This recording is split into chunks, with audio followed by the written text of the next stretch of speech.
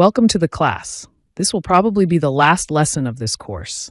In this lesson, you will learn advanced techniques such as creating badge-style logos, designing icons, typing text on paths, wrapping text, warping text, and more. Let's begin by creating a badge-style logo. Start by selecting the Ellipse tool from the toolbar. Ensure the fill color is set to none and the stroke color is set to black. Click on the canvas and create a circle with a 40 mm diameter. To add an inner circle, duplicate the existing circle by pressing Ctrl-C and Ctrl-F. Open the Transform panel, activate the center reference point, and enable the proportion link to maintain the aspect ratio. Reduce the size of the new circle to 32 mm. Before proceeding, open the Character panel and reset it using the More Options menu. Then switch to the Paragraph panel and reset it as well. Next, pick the Type on a Path tool from the toolbar. Click directly on the outer circle's path to activate the text cursor and type Intellex PVT Ltd. Activate the Selection tool and use the Paragraph panel to align the text to the center. Rotate the text object to the desired position by dragging from the rotation handles. Next, select the larger circle again and create another duplicate above it. Hold down the Alt and Shift keys, or Option and Shift keys on Mac, and reduce the size of the circle until it aligns with the upper baseline of the text. Now pick the Type on a Path tool again.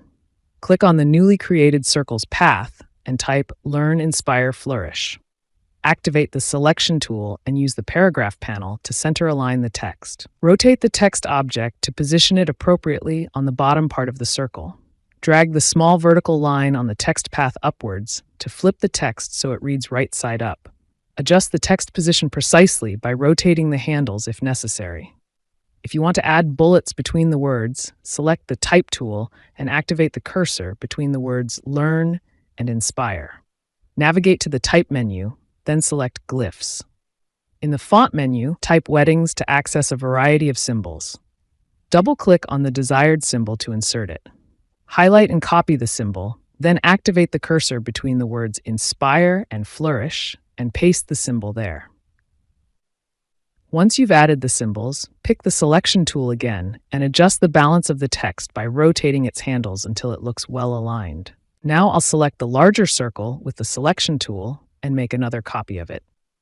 Then I'll reduce the size of the copied circle to about 29.5 mm. After that, I'll make another duplicate above this new circle and slightly reduce its size by dragging the control handles. For the next step, we'll add a graduate hat. Instead of drawing it manually, you can download a silhouette image from Google. I've already downloaded one, and you can find it using the link we've provided. Let me guide you through the process. Go to the File menu and select Place. From my image folder, I'll open the image labeled 113 and click the Place button. Then, I'll click on the page to add the image. Ensure that the placed image stays beyond the vector you've created. It should not overlap your design. Next, click the Trace button in the toolbar to convert the image into a vector. After tracing, click Expand to finalize the conversion. Right-click on the traced image and select Ungroup. Now, pick the Magic Wand tool and click on the white background of the image to select it. Press the Delete key to remove the background. After this, activate the Selection tool again, select the graduate hat element, and group it by right-clicking and choosing Group. Finally, reduce the size of the grouped hat and position it precisely within the circle. Adjust its location as needed to ensure it fits well with your design. As the next step, draw a rectangle like this and select it with the Selection tool. Hold the Shift key, then click and drag both corner handles to smoothen the corners to 100%. This will give the rectangle fully rounded edges. Next, pick the Pen tool by pressing the P key. Click precisely on the intersect point of the rectangle over here. Then, press the A key to activate the Direct Selection tool. Click on the new point you just created and drag it slightly downward to align it parallel to the graduate hat. Now press Shift-C to activate the Anchor Point tool. Click and drag on the downward point to curve it gently, creating a subtle arc. Once the shape is adjusted, activate the Selection tool. Select both the modified rectangle and the graduate hat elements. Group them by right-clicking and choosing Group, and then fill the grouped shape with a color of your choice. For this design, let's use blue. Next, select the two smaller concentric circles together, open the Pathfinder panel, and click the minus front option. This will create a cutout effect.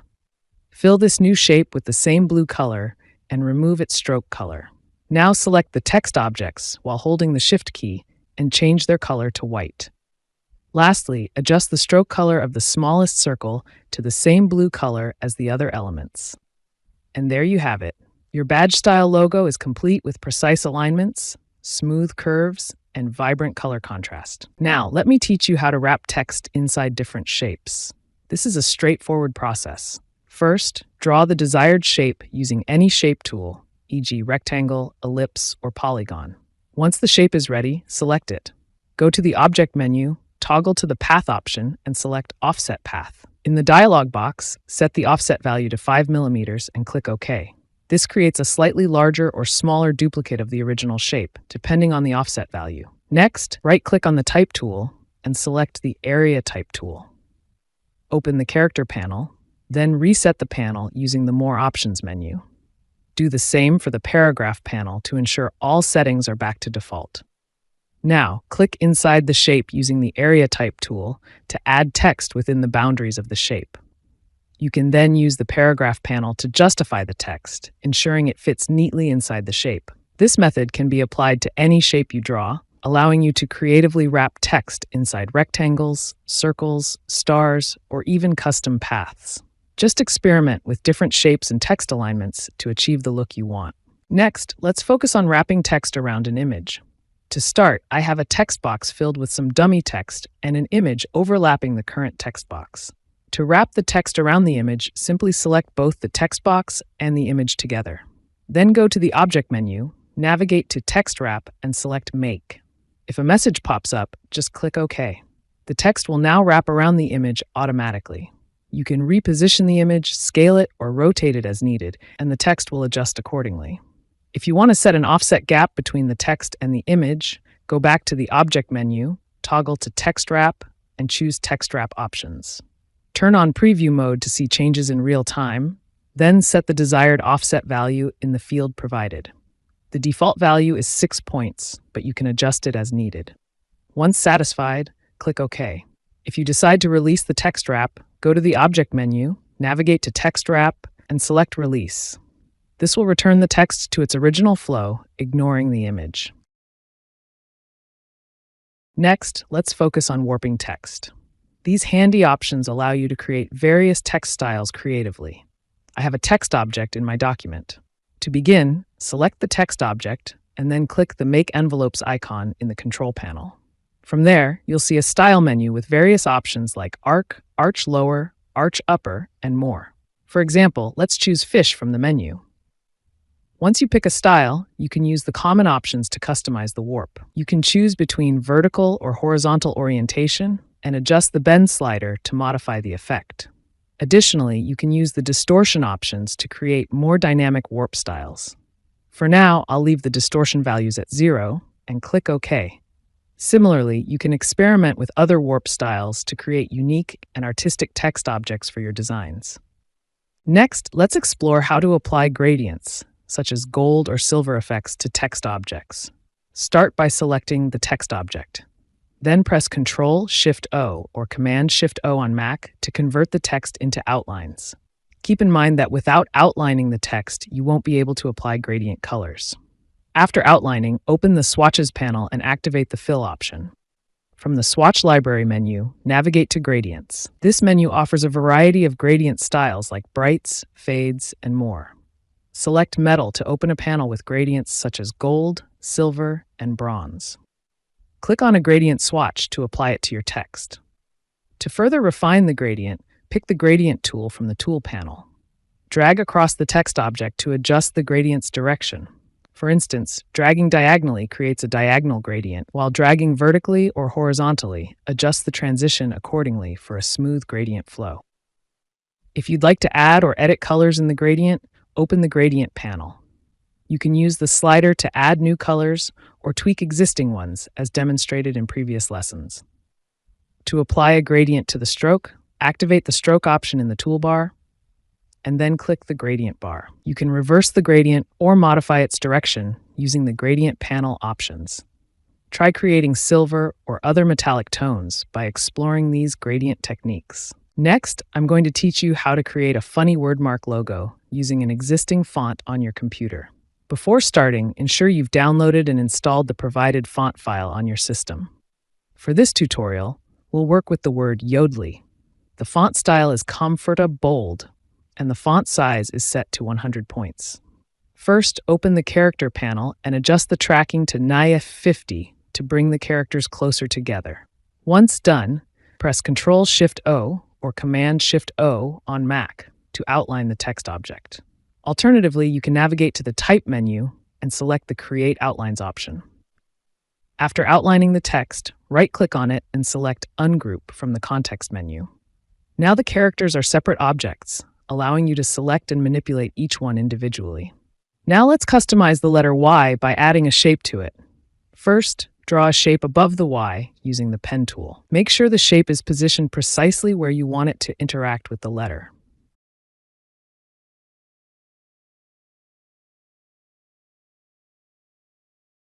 Once the shape is ready, select both the shape and the letter Y. Then, open the Pathfinder panel and click on the minus front option. This will subtract the shape from the Y, creating a unique cutout effect. Now, let's enhance the design by creating graphic elements for each letter. Using the pen tool or other shape tools, draw custom shapes that overlap each letter of your text, similar to the elements shown on your screen. These shapes can add a unique and dynamic flair to your wordmark. Once you've drawn the shapes, follow these steps. Select each letter and its overlapping shape individually. Open the Pathfinder panel. Click the minus front option to subtract the shape from the letter.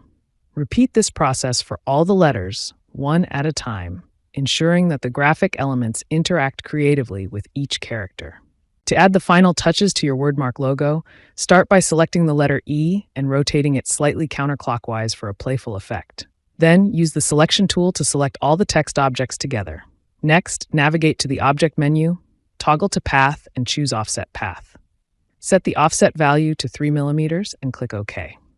Without deselecting the objects, open the Pathfinder panel and click Unite to merge all the offset paths into one single shape. Now, remove the fill color of the offset path and apply a cyan stroke color. Increase the stroke weight to 4 points to make the outline bold and visible.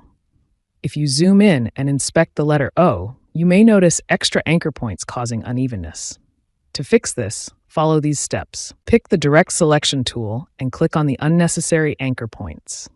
Use the Delete Anchor Point option from the control bar to remove them. Switch to the Smooth tool and carefully smoothen the path for a cleaner look. Once the offset path is refined, you can apply individual colors to each letter. Choose vibrant, cheerful colors to make the wordmark resemble a playful kids' brand logo.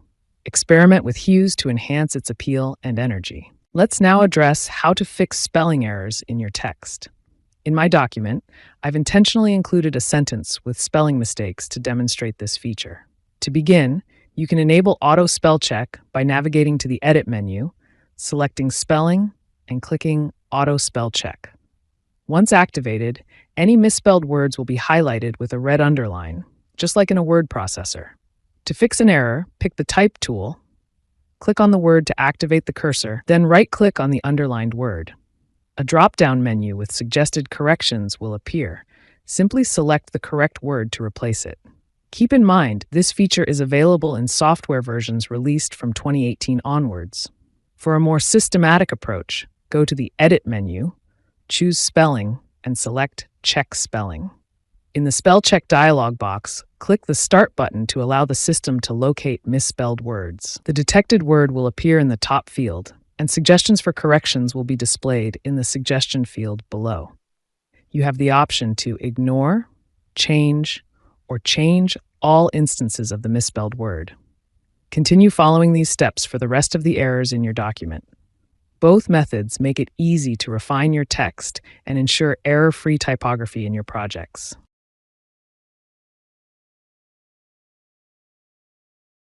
There we go. With this, I believe we've covered all the fundamentals of Adobe Illustrator through this course. You should now have a solid foundation to create stunning designs with confidence. To obtain a valid certificate, you'll need to complete and submit a few assignments.